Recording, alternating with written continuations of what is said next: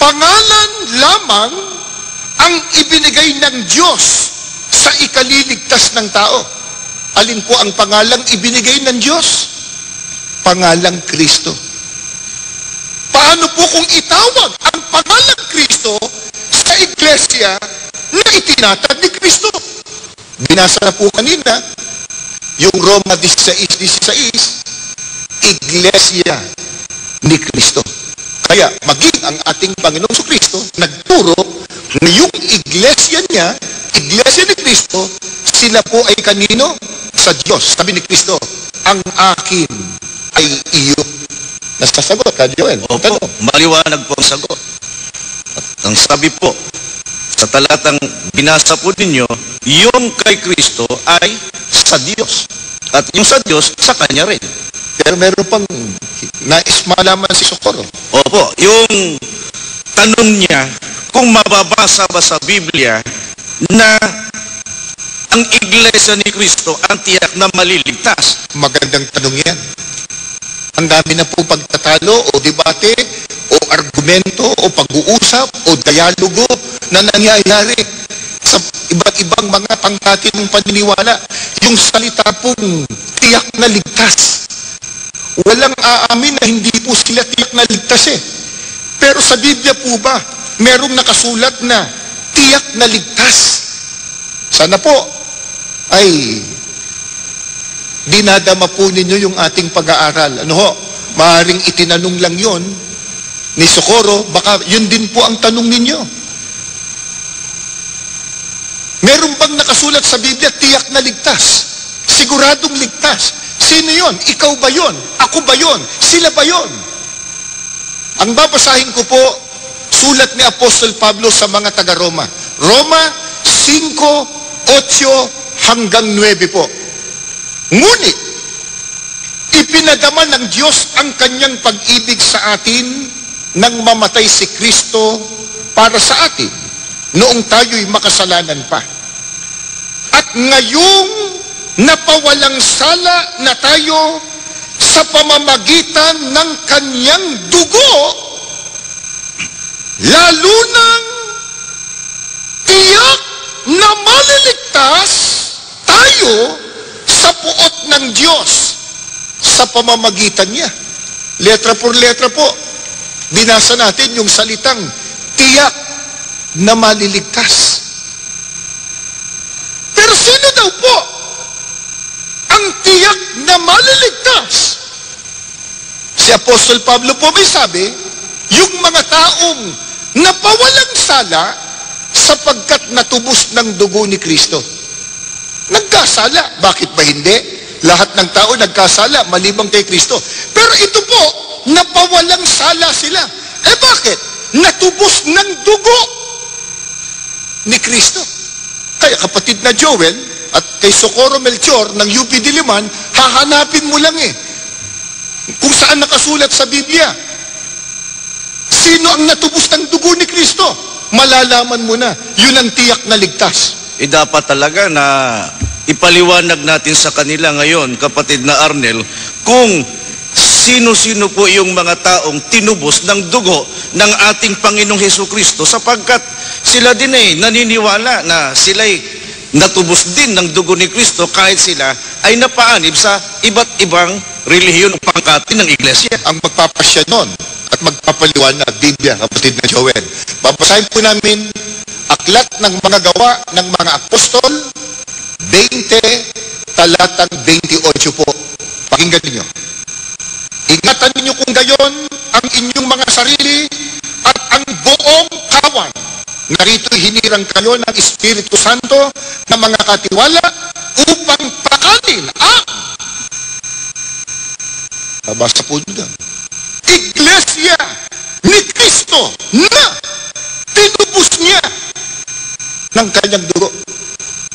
Hindi po kami may sabi po noon, mga mahal po naming mga magulang, kaibigan at mga panauhin. Binasa lang po natin ang katotohanan ng nakasulat po sa Biblia. Ang sabi po sa Biblia, ang tinubos ng dugo ng ating Panginoong Kristo ay yung kanyang iglesia, iglesia ni Kristo.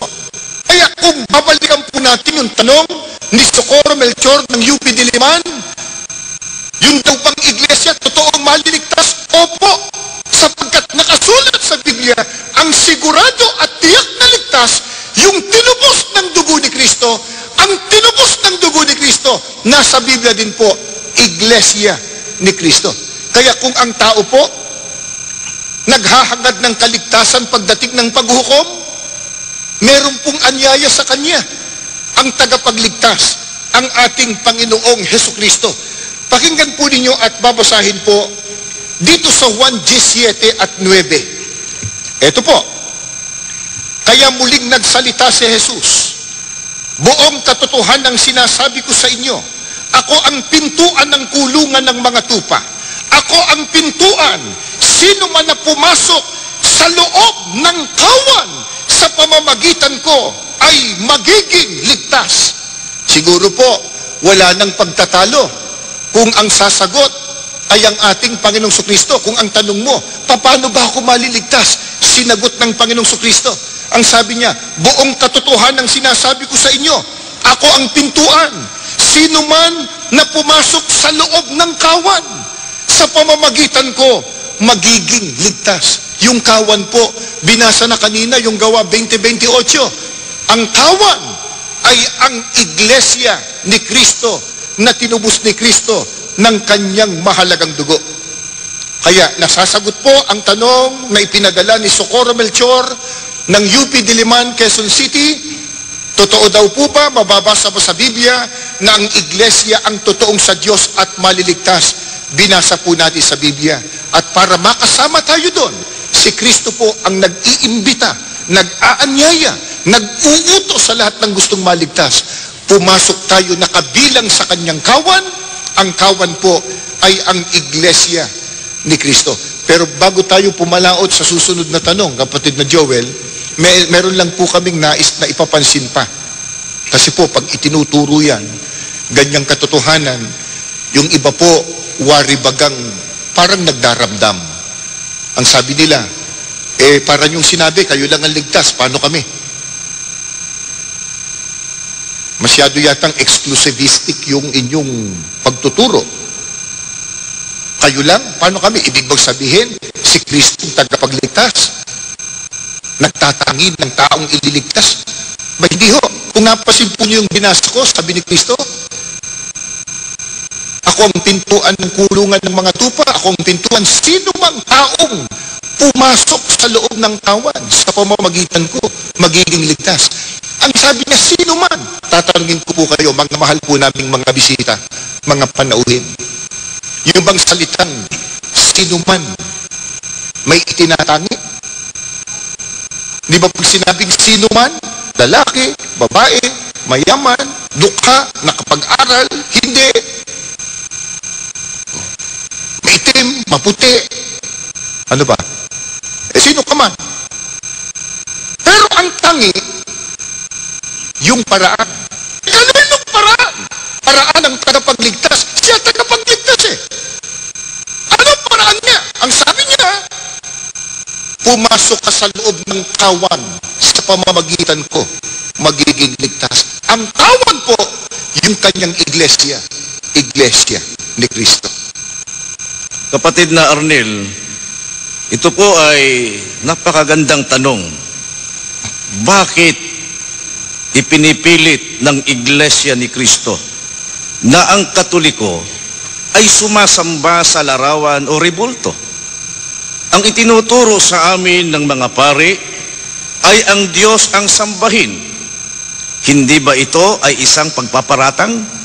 Ang nagtanong po, kapatid na Arnel, si Leonardo Gasmen ng Maginhawa Street, Teachers Village East, Quezon City.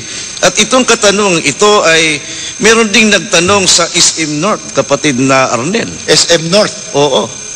Sige nga. Itatanong ko lang sa Iglesia ng Cristo kung bakit wala kayong mga santo at wala kayong prosesyon.